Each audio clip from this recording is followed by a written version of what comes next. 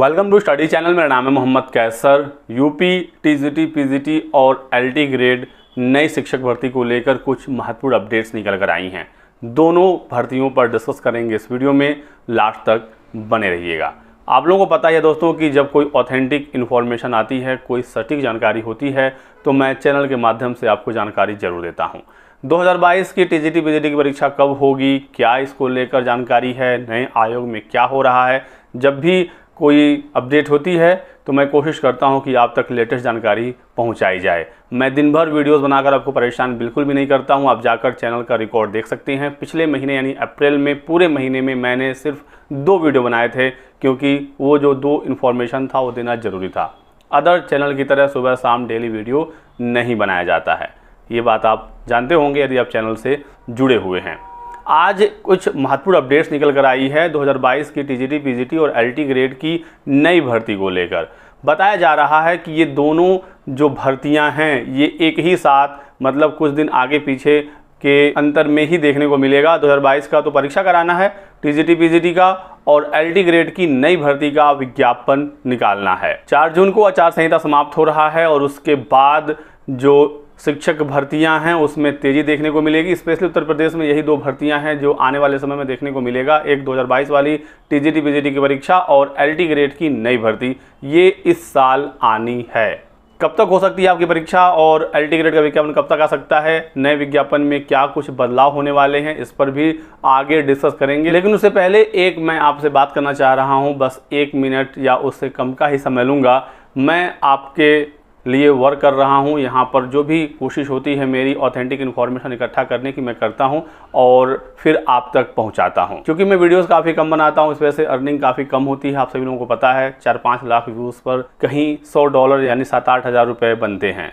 पिछले महीने में आप देख लीजिए, मैंने 2 वीडियो डाले तो उसमें क्या ही हुआ होगा आप अंदाज़ा लगा सकते हैं। तो यदि आप चाहते हैं मैं रेगुलर इसी प्रकार से आपको सटीक जानकारी देता रहूं, जब कोई ऑथेंटिक इन्फॉर्मेशन आए, जब वीडियो बनाने लायक कंटेंट हो तो ही वीडियो बनाऊं, तो इसके लिए ज़रूरी है कि आप कुछ मुझे फाइनेंशियली सपोर्ट करिए। ज़्यादा नहीं, बस कुछ का ही मैं सपोर्ट मांग रहा हूं ताकि मेरा भी काम चलता रहे।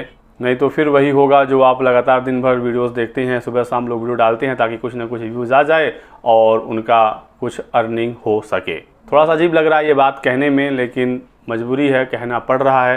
तो यदि आप सपोर्ट कर सकते हैं तो ज़रूर करिएगा। मैं ये यूपीआई का अपना बारकोड दे रहा हूँ, आप इसे स्कैन करके जो भी चाहें आप अमाउंट पे कर सकते हैं। साथ ही साथ ये मेरा यूपीआई आईडी है, क्योंकि आजकल हर आदमी स्टूडेंट यूपीआई यूज करता है, तो सबसे बेहतर विकल्प यही होगा।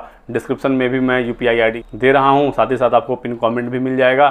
तो आप अपनी स्वेच्छा से जो भी हो आप सपोर्ट करिए, ताकि इसी प्रकार से ये चैनल आपके हित के लिए वर्क करता रहे। जो लोग हमारे टेलीग्राम चैनल से जुड़े हुए हैं वहाँ पर भी बारकोड और यूपीआई आईडी हमारी मिल जाएगी, तो आप वहाँ से भी चाहें तो हमें हेल्प कर सकते हैं। टेलीग्राम चैनल ज्वाइन करने का लिंक डिस्क्रिप्शन बॉक्स में दिया गया है। तो चलिए आते हैं अपने मुद्दे पर, और जो भी सपोर्ट करेगा हमें उनका मैं विथ नेम अगले वीडियो में आप सबके साथ शेयर करूँगा।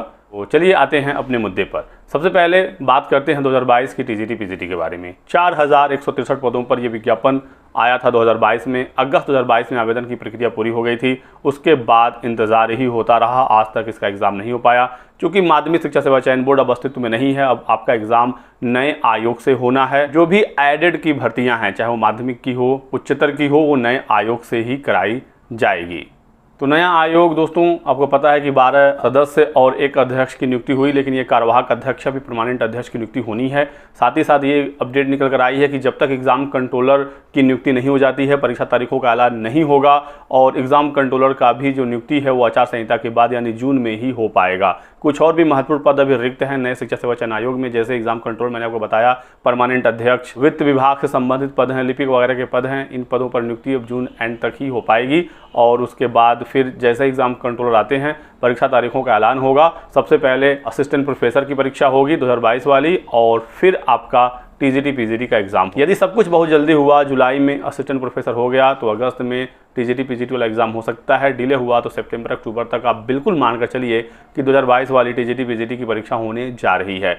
अब दोस्तों मैं आपको इन्फॉर्मेशन ही दे सकता हूं, जो भी जानकारी आएगी मैं आपको बता सकता हूं। मेरे हाथ में परीक्षा कराने का पावर नहीं है, नहीं तो मैं आपका एग्ज़ाम आज ही करा देता, कल ही करा देता, या जब आप लोग कहते तब मैं करा देता। ठीक है, तो मैं आपको जानकारी दे सकता हूं। जानकारी यदि आपके काम की लगे, यदि आपको चैनल से कुछ फ़ायदा होता हो तो आप हमारे साथ जुड़िए, वीडियोस को आगे देखिए। और मैं जानकारी आपको इस वजह से देता हूं ताकि आप सचेत हो सकें कि आपकी परीक्षा कब तक होने वाली है और आप इसके लिए सीरियस हो जाइए।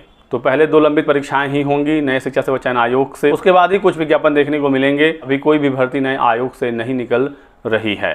असिस्टेंट प्रोफेसर की जो भर्ती है वो अशासकीय महाविद्यालयों में होगी, यानी एडेड महाविद्यालय में, और टीजीटी पीजीटी आपको पता होगा एडेड माध्यमिक विद्यालय में इनकी तैनाती होती है। तो नए आयोग से सिर्फ अशासकीय विद्यालयों की ही भर्ती होगी और प्राथमिक शिक्षक भर्ती कराई जाएगी। अब आते हैं एलटी ग्रेड की शिक्षक भर्ती पर। तो एलटी ग्रेड के जो शिक्षक हैं ये राजकीय विद्यालय यानी गवर्नमेंट कॉलेज में इनकी नियुक्ति होती है। कक्षा 9-10 में एलटी ग्रेड वाले शिक्षक पढ़ाते हैं। ये भर्ती यूपीपीएससी से होती रही है और अभी भी होती रहेगी। जो भी गवर्नमेंट कॉलेज हैं, चाहे वो आपका कॉलेज हो चाहे डिग्री कॉलेज हो, यहाँ की भर्तियाँ यूपीपीएससी से होती रहेंगी। तो एलटी ग्रेड की भर्ती यूपीपीएससी से होगा और एक लगभग 700 पदों पर असिस्टेंट प्रोफेसर की भर्ती गवर्नमेंट डिग्री कॉलेज में भी यूपीपीएससी से इसी साल के एंड तक देखने को मिल सकता है। एलटी ग्रेड पर आते हैं तो एलटी ग्रेड का विज्ञापन आपको पता है दोस्तों कि कई सालों से फंसा हुआ है। समकक्ष अर्हता का मामला ऐसा उलझा हुआ है कि अभी तक ये क्लियर नहीं हो पाया, लेकिन जानकारी अब ये आ रही है कि बहुत जल्द ये मामला क्लियर होगा और जून के बाद जुलाई अगस्त तक ये भी विज्ञापन देखने को मिलेगा।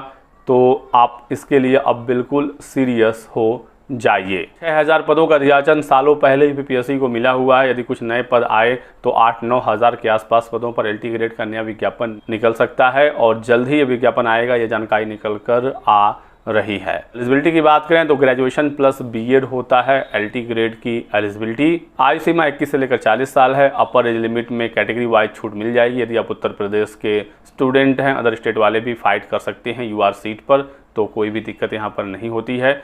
एग्ज़ाम पैटर्न की बात करें तो अभी तक एलटी ग्रेड में सिर्फ एक ही एग्ज़ाम होता था। 2018 में पिछली भर्ती आई थी एलटी ग्रेड की 10,768 पदों पर, जिसमें 3500 के आसपास पद रिक्त रह गए थे क्योंकि जो मिनिमम क्वालिफाइंग मार्क्स है यूपीपीएससी का उसे छात्र पास नहीं कर पाए थे।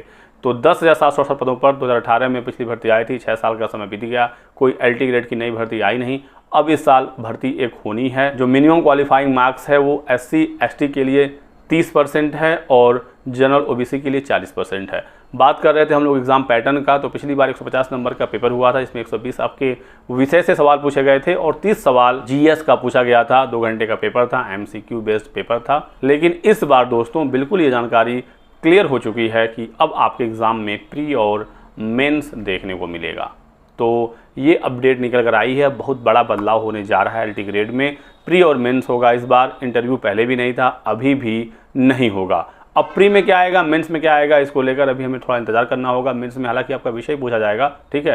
प्री में विषय प्लस जीएस का कॉम्बिनेशन देखने को मिलेगा, लेकिन ऑफिशियली जब इसका ऐलान होगा तो मैं आपको जरूर बताऊंगा। तो इसको लेकर आप परेशान मत होइए।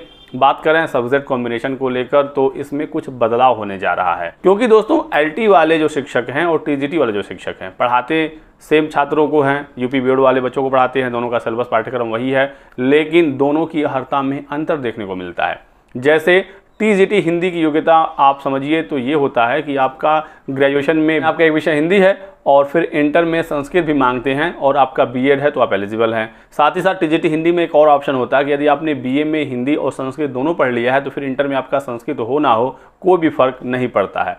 लेकिन जब एलटी हिंदी की बात आती है तो यहाँ पर बीए में आपका हिंदी मांगा जाता है, लेकिन इंटर में संस्कृत बिल्कुल अनिवार्य है एलटी ग्रेड की हिंदी में।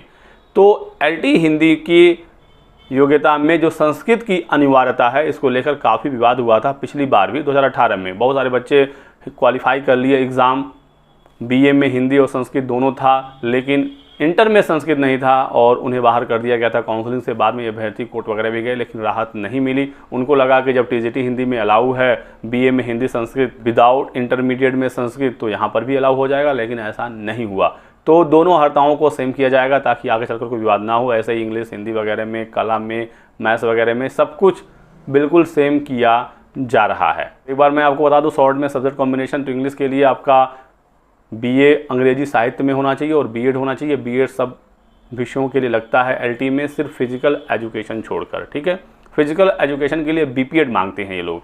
ग्रेजुएशन आपका किसी भी फील्ड में हो, ठीक है, किसी भी स्ट्रीम में हो, किसी भी विषय में हो, आपका बीपीएड यदि है तो आप फिजिकल एजुकेशन से आवेदन कर सकते हैं। इसके अलावा जो भी विषय हैं एलटी ग्रेड में सब में बीएड मांगा जाता है। जैसे मैथ्स के लिए स्नातक में मैथ आपने पढ़ा हो और बीएड किया हो, कॉमर्स के लिए आपका बीकॉम हो और बीएड हो। एग्रीकल्चर हॉर्टिकल्चर के लिए आपका संबंधित विषय में स्नातक हो और बीएड हो। एक बात का ध्यान रखना है कि यदि आपने वो विषय अपने स्नातक में 2 साल तक पढ़ा है तो भी आप एलिजिबल हैं। कहीं पर भी नोटिफिकेशन में 3 साल की अनिवार्यता ये नहीं रखते हैं, ठीक है। 2 साल आपने विषय पढ़ा है, बिल्कुल आप एलिजिबल रहेंगे, टेंशन नहीं है। साथ ही साथ परसेंटेज की भी कोई बाध्यता एलटी ग्रेड में नहीं होता है कि आपका ग्रेजुएशन में 50% चाहिए ही चाहिए, फिर बीएड में इतना परसेंट चाहिए, ये विषय चाहिए। बीएड के सब्जेक्ट को लेकर आपको कुछ सोचना ही नहीं है। ग्रेजुएशन से ही आपकी एलिजिबिलिटी डिसाइड होती है। 2 साल तक आपने वो विषय पढ़ा है तो आप उससे एलिजिबल रहते हैं, आप आवेदन कर सकते हैं। सीटेट यूपीटेट की कोई आवश्यकता नहीं होती है। सिर्फ हिंदी में इंटर का भी एक विषय चेक होता है, संस्कृत। बाकी किसी भी विषय के लिए बस आपका ग्रेजुएशन ही देखा जाता है। बाकी जिस विषय से आप आवेदन करेंगे वो विषय आपने ग्रेजुएशन में 2 साल पढ़ा है और बीएड है तो आप एलिजिबल हैं, चाहे वो आप हिंदी की बात करें, इंग्लिश की बात करें, अन्य विषय की बात करें।